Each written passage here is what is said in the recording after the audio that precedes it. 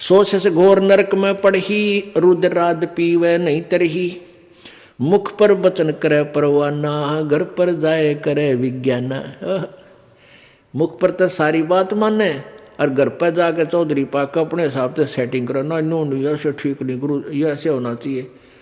तो परमात्मा कहते हैं आप जीव हैं और जीव संज्ञा में ही रहना चाहिए। आपने परमात्मा की आज्ञा में कोई भी दोष नहीं निकालना चाहिए, फाइनल हो। अब गुरु जी की आज्ञा देगा आपको। हम क्या आज्ञा देते हैं भाई? बीड़ी मत पीना, शराब मत पीना, तम्बाकू मत पीना, बुराई ना करना, चोरी मत करियो, रिश्वत मत लेना, भगवान पर विश्वास रखना, भक्ति करना, आनुपाशा मत करना। और ये सारी ही ना करने की है और ये आज्ञा पालन करने की है। और ये भी नहीं करोगे फिर भगत कैसे? व्यर्थ। मुख पर वचन करे परमाना, घर पर जाए करे विज्ञाना। जहाँ जावे ता निंदा करही, सोच से घोर नरक में पड़ही।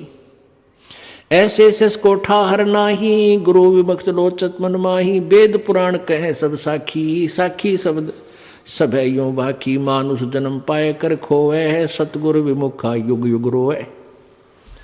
अब सतगुरु से विमुख होने वाला कहते हैं युग युग रोएगा।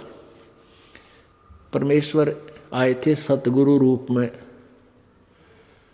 सन 1398 में प्रकट हुए थे बालक रूप में। और सन 1518 में वो परमात्मा 120 वर्ष रहकर सतगुरु की भूमिका करके सहस्रीत गए थे।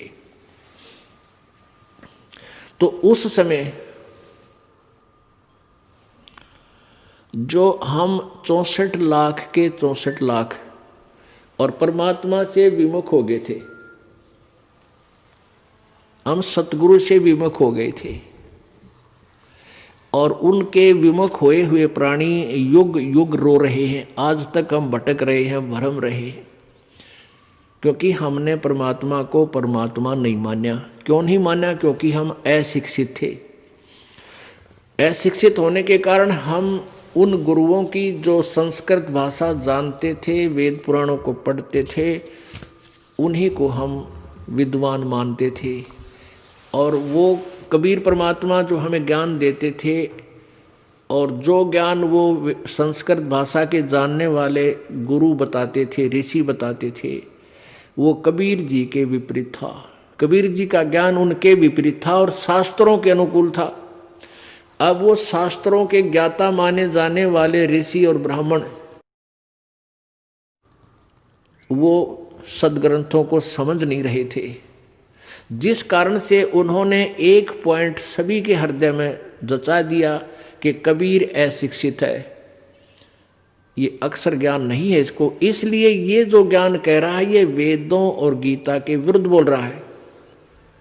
तो इस बात का दाव उन नकली गुरुओं संतों का लगा रहा कि भाई सचमुच कबीर जी तो अशिक्षित हैं, अक्षर ज्ञान नहीं, और ये जो संस्कृत भाषा बोलता है ये वेदों और पुराणों का जानकार है, क्योंकि वो सभी शास्त्र संस्कृत भाषा में लिपिबद्ध थे। जिस कारण से हम अपने भगवान को भगवान नहीं मान सके, क्योंकि हम वेदों और गीता को नहीं समझ सके।